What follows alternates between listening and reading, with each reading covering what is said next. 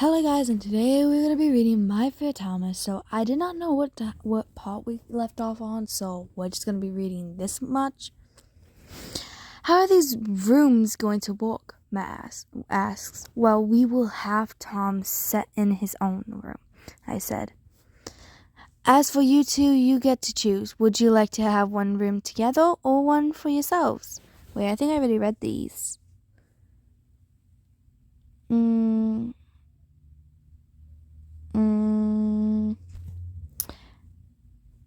Okay, I'll read this one.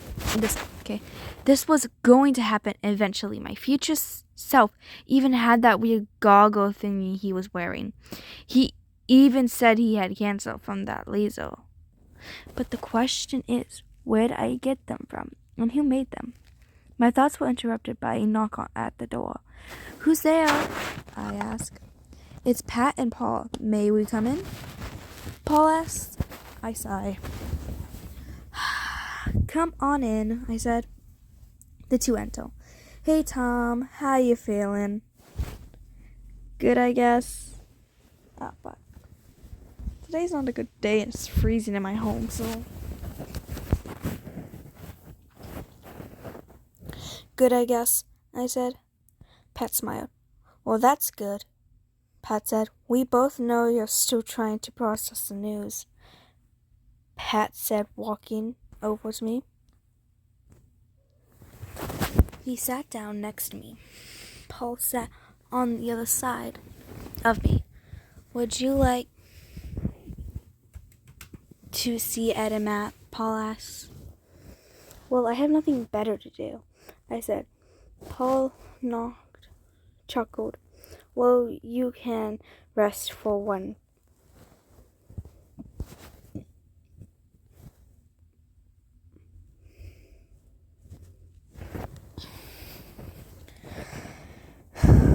But if you don't want to rest, you can go see Ed and Matt. Their room is next to yours. To the left, Paul said. If you have any problems or you need help from one of us, use this. Paul handed me a radio. I instantly took it. Okay, I said. There are definitely lines, as in one for you. Can speak to Red Leader. Only him, Paul, and I have that line. Well, other than some soldiers who are in high enough rank. And this other line is one to talk to the soldiers, Pat explained. As for the last one, it is a line that'll contact everyone, Pat said. There is a way you can speak to one person at a time, Paul adds. I don't want to speak with that communist, I said. Paul and Pat chuckled. I would have expected you to say that, Paul said, but it's just good that you know, Paul added, standing up. Well, we'll be going. If you want to ask any questions, call us and we'll see if we can come over, Pat said. I nodded. They smiled before leaving. I honestly wanted to leave this place. Yet something inside me said it was safe to stay.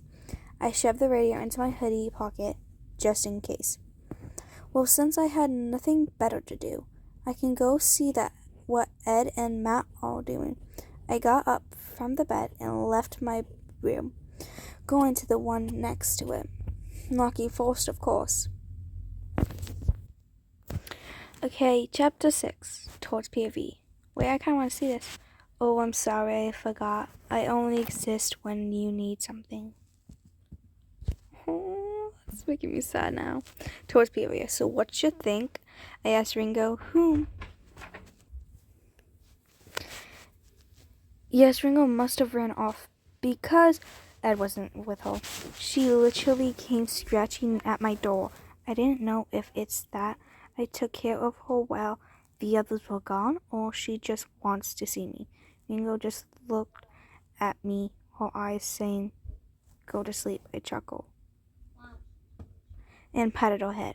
When I finish this, Ringo, I'll go to bed, okay? I swear, I said with a yawn. Ringo didn't like that. Not even close. She also hated when I overworked myself. So she bit my sleeve and tried to drag me away. I chuckled at her failed attempt.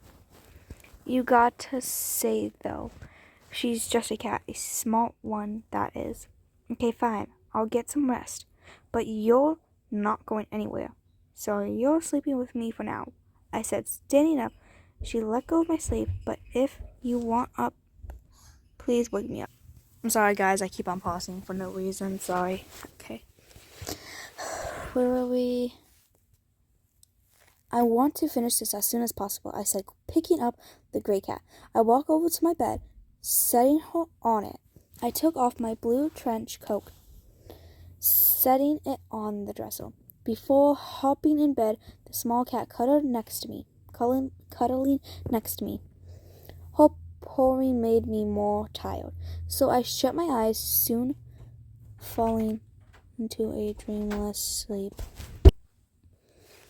Okay, time skip to morning. Paul's POV. Pat and I went to Tor's office, bedroom, knocking first just to see if he's already awake. To my guess, he wasn't, so would just walk in. And I was right. He was fast asleep in his bed with Ringo sleeping right next to him. You're waking him up? Pat said. I looked at him. Really? I said. What? Pat said. You're doing this. You know what? Never mind, I said, and walked over to Tor. I shook him slightly. He groaned and his eyes fluttered open. He looked at me, and a small smile appeared on his lips. Hey, Dad, Tor said with a light chuckle. Hey, get dressed. You need to go see Tom, I said. Tor sat up, rubbing his eyes. Oh, yeah, thanks. Oh, that's not a good yawn, but anyway. Dad. And morning to you. You too, Pa, Tor said to Pat. Pat chuckled. Morning, Tor. Pat smiled. We'll leave you to get ready, I said. Tor yawned and again stretching. Thanks, guys, Tor said. No problem, I said. And with that, we left him to get dressed. Us going off to get Tom. Tom's POV. I woke up earlier, so I just laid in bed, staring at the ceiling. Off to Wonderland. It's a fun place. You should go there. Maybe we can meet. Whoa, that sounds so sarcastic. I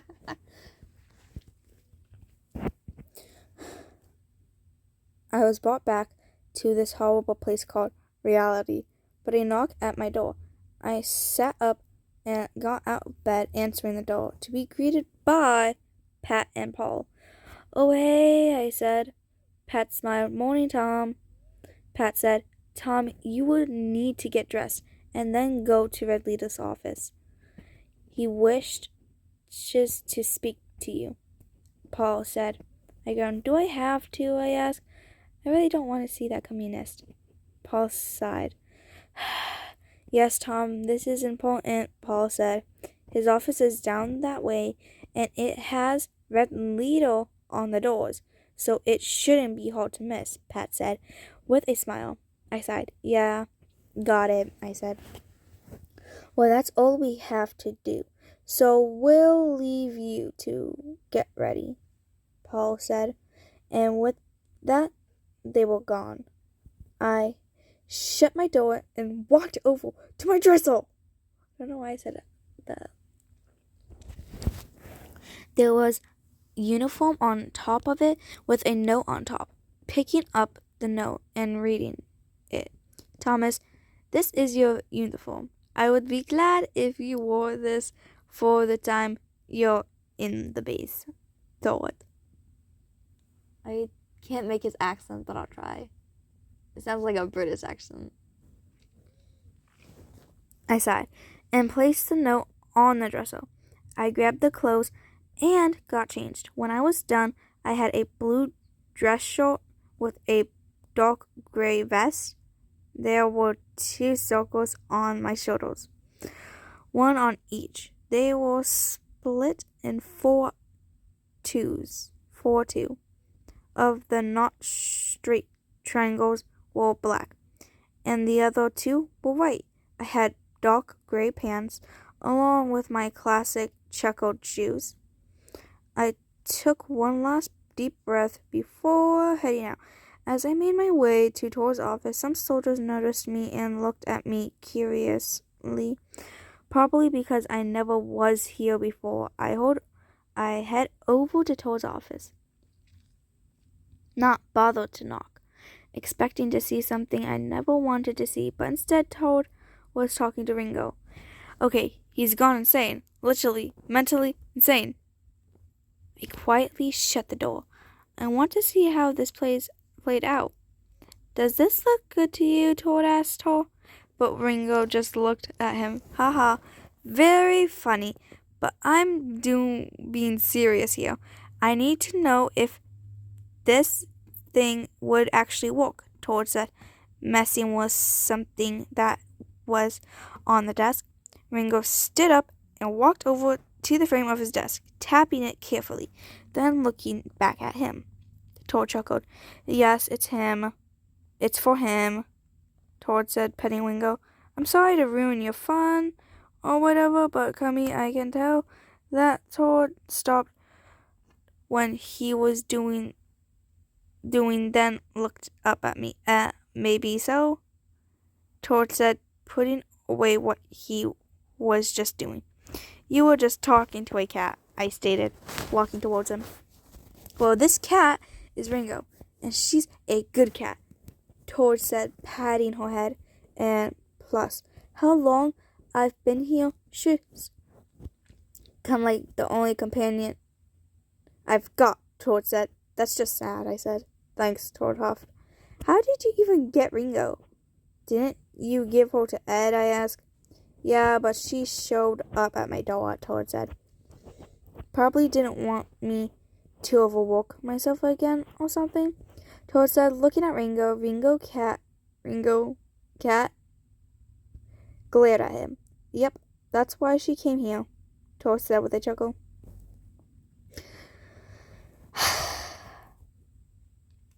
The saddest people smile the brightest. Wait. Shoot. No, I know there's going to be an ad. Okay. The saddest people, ... smile the brightest. And we're on chapter 7 now. Okay, towards POV. Anyways, what you need, Thomas? I asked.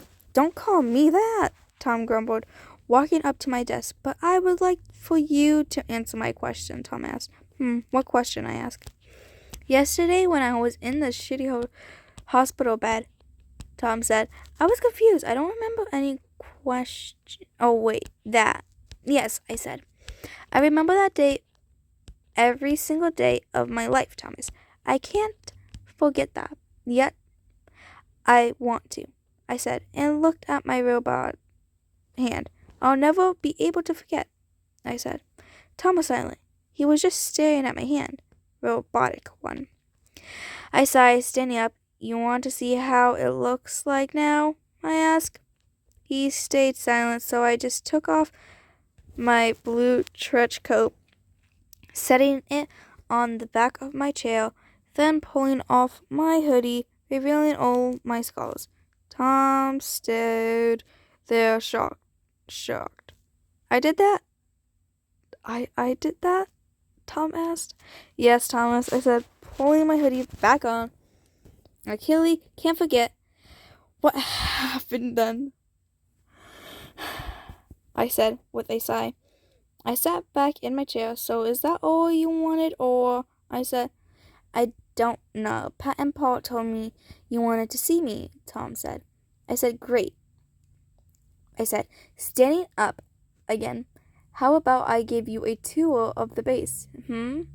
At least you can find your way throughout the place, I said, walking past him to the door, stopping to wait for him.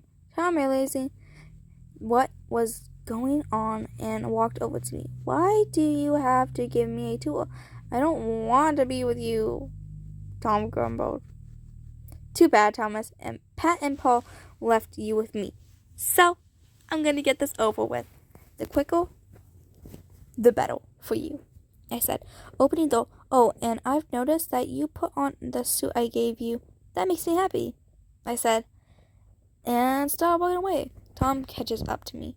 Stupid company, Tom grumbled. Which I hold. I hummed, not really caring what Tom was saying. Anyways, well, go towards the cells and then the cafeteria. As we are there, we can stop to eat. I said, cross my arms behind my back. Walking like this is a way of showing your power without needing to speak. And this is also a very comfortable way to walk. But seriously, is it? I walk like that at times when I'm talking to somebody. I don't know why, but it's somehow really comfy. I don't understand. Oh, okay. I feel like I'm tired. Tom O'Neill nodded, satisfied that he actually answered with at least something. We made our walk to there. I telling him which room is which and where is everything. He's going to have a better map of the place when I finish his goggles. But then he'll have to wait. Time skippo. Tom's POV. Going to the cells wasn't so bad due to us being there already, so I already knew the way. We'd arrived at the cafeteria and the soldiers were looking at me. It was making me uncomfortable, yet I still followed behind the communist. He stopped and turned to face me. Sit here and wait for me to return. I will go get Ed and Matt.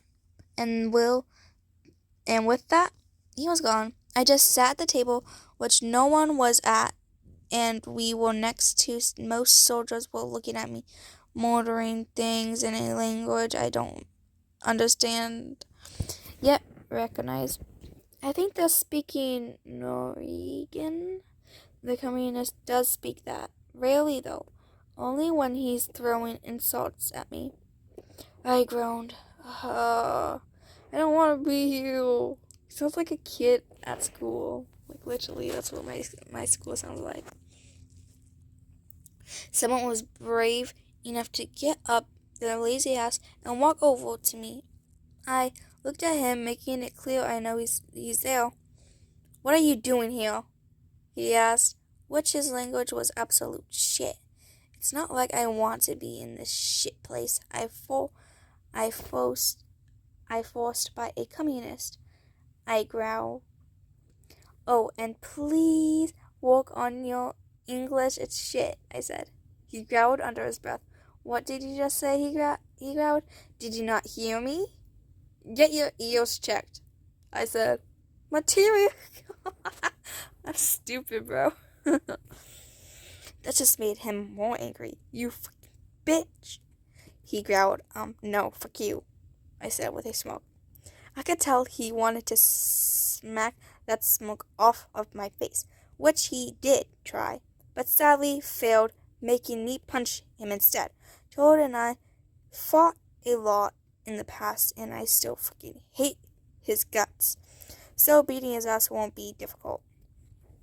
Most likely, it'll be fun to say he fell onto the ground, his hand over his cheek when I punched you. I'm sorry, did I hurt you? I said, with a sarcasm smirking. He tried to chip me but failed. I kicked him in the stomach, knocking the air out of him. He groaned in pain, gripping his stomach. But now everyone was silent and watching this all unravel. If that communist is supposed to be your so-called leader, he does a shit job at training you, I said. Or is it that you're just shit? I said with a smirk. Most of the other soldiers gasped at my remark, probably because I insulted their leader. Oh, fucking communist.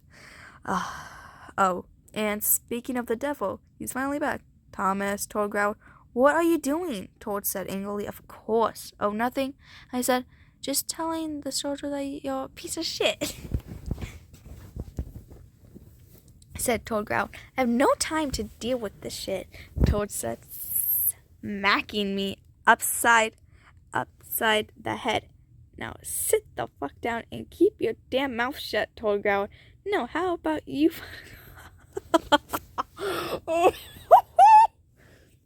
Guff, I said, punching him in the stomach. He grasped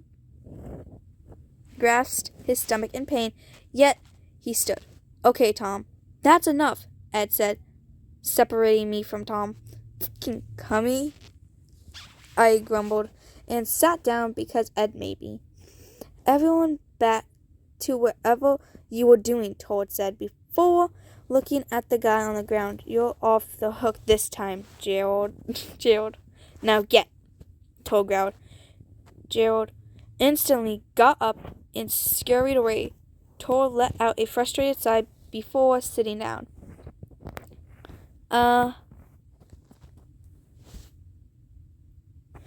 Thomas, what the fuck happened? Toad asked. I can see he's trying to keep calm.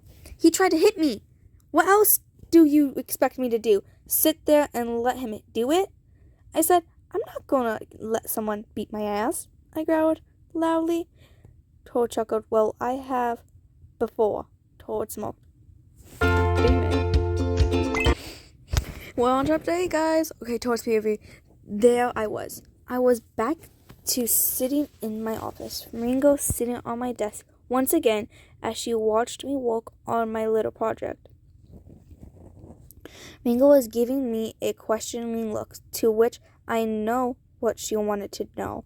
I know there are other types, Ringo, but this one is going to be a bit different. As you know, there will only temporary, but him I'll be permanently. So I want to make sure this one is well made and all, I said, patting Ringo on the head. This one is going to have different programming and different settings as such, I said. I went back to my project. These will be quite useful for him, other than the use of sight. It will be programmed to tell him info he needs to know, or just what things are in general, I explained. Probably going to work more better as for I am creating it myself. I did make the original one, but the rest were from the scientists and engineers we've got.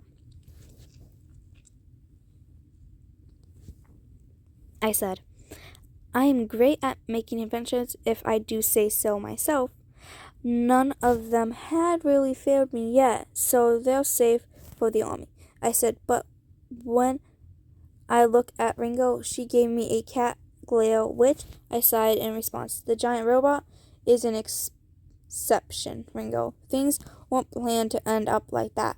But hey, instant karma, I guess. I focused out a bit. Thanks for reminding me to grab a drink. My feet are... Damn it.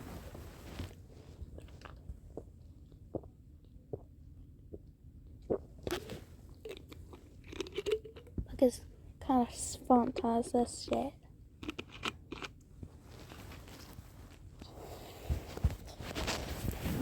Now I'm probably just annoying you guys. God damn. About that, Ringo, I said sarcastically. I definitely wasn't trying to forget about it, I sighed. I went back to work. This thing will take a while to finish completely. I need to fix it so it works with Tom's unnatural eyes. Or I would say unique eyes.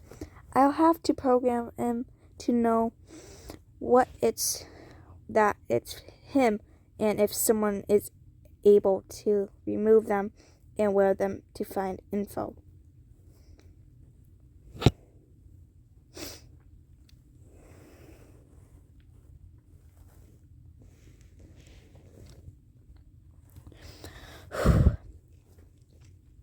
I'm just dumbass at this point. It'll send a shock through their body, but there had to be a way so Thomas could find it again without people knowing. Maybe install something in his head to know where it is when he's asleep or unconscious, though. More like unconscious, but removing them will not be an in my case, I don't want them accidentally falling off. I'd have to work on that. I'll have it so it's waterproof, so when he takes showers, he won't need to take him off. All of a sudden, I was imagining Tom in the shower. I blushed madly at the thought. Todd. I know he reads hentai and shit, but still, he's a powerful. The thought, Todd, get your mind back to your work. There's no need to think about Thomas that way. Okay, so where was I? Oh, waterproof. Yeah, that would be very helpful. Alright? It should be good to be in warm or cold temperatures. Better be safe and have them, for they can withstand warmer and colder temperatures. Just to be safe. Night vision would be great help. Alas, it'll be wonderful for my dear Thomas. There'd need to be strong, specifically invincible. Did I say that? Instructable. I don't know how to pronounce that. I just say whatever I said. If I said it correctly, I'm pretty proud of myself. So if they get hit or something, they wouldn't break on him or glitch. So this will take fucking forever. But it's worth it for my little Thomas. It'll be as a repayment of destroying the house and almost killing him. Yeah. Though I know that's definitely not enough for him to forgive me. And so on. But it'll still repay for my actions. I was brought back into reality when I felt a tug at my sleeve, already knowing it was Ringo. What is it, Ringo? I'm busy, I said, glancing at her. She kept pulling on my sleeve like she's trying to drag me somewhere. I look at her. What is it? I repeated. She let my sleeve go and looked at the clock on my desk, and I looked at it. It was, it read 1 a.m. Well, I never realized time passed that fast. I sighed. All right, you win. I'll go to bed, I said, standing up. Ringo meowed with victory. I chuckled and picked her up. You're coming with me, I said, before going to bed. I set her down on it before taking off my blue trench coat and placing it on my dresser. I got in bed, going under the covers, but as for Ringo, she sat there and made sure I was going to bed. I chuckled lightly. Good night, Ringo, I said, before letting myself fall into a slumber. Thomas POV. Wait, let me go get something for me. Guys, I think I'm going to make it into 1 hour. Should I do 1 hour, like, for this whole series? Because I want to get this done. I want to read a new book with you guys. So, should I make this into parts? Or into, like, 1 whole hour of reading this? I kind of want you guys to comment that down below. But I'll finish this chapter, and then I'll read the next one a couple days later, okay? Tom's POV. I laid there on my new bed, staring at the ceiling. I was thinking about what would happen if I got blind. Like my future self did have those goggles. But how long will I be blind for till I get them? Ugh, it's so boring. There's nothing to do. And I'm yet to fall asleep. Maybe I can see if the others are awake. Yeah, why not? I pushed myself up off the bed, almost falling face first on the ground. I stumbled over to my door, opening it. I went to the room next to mine, which is Ed's and Matt. There were a few soldiers walking the hallways, but it was really quiet. And by a few, I mean 3, 4, it was quiet. Late, if you think about it. Anyways, I knocked onto the door and waited for a few seconds for no response. I let them sleep. The hallway was so quiet. you can probably hear a fly from across this long ass hallway. But as well, you can hear the quiet footsteps of the soldiers walking around. Probably have a night shift. Hopefully the communist doesn't force his soldiers to stay awake for this and not let them rest before they need to work. If he forces them, well, I can't do much. But I'm going to hate that communist more. Probably going to beat his ass for it. I don't know yet. Anyway, speaking about that communist, I wonder what he's doing. Well, let's find out then. Oh. I'm stupid. My back. It's broken. Okay. I made my way towards his office. Some soldiers who were passing by noticed me but didn't ask anything. Probably because they saw me here earlier. Some had asked me why I was up so late, but I just answered them with, "I'm just taking a walk." It was technically true. I just asked for it. I don't know yet. Anyway, speaking about... Oh, shit.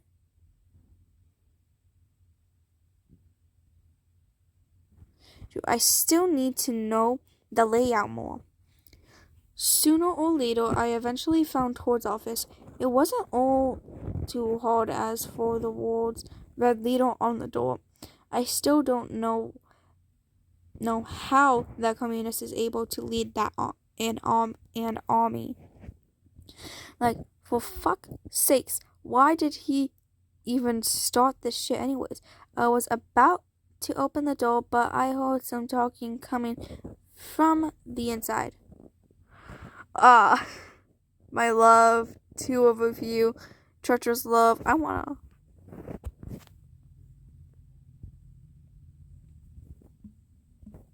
Damn. Don't mind me, guys, I'm just... These are like... Oh, shit.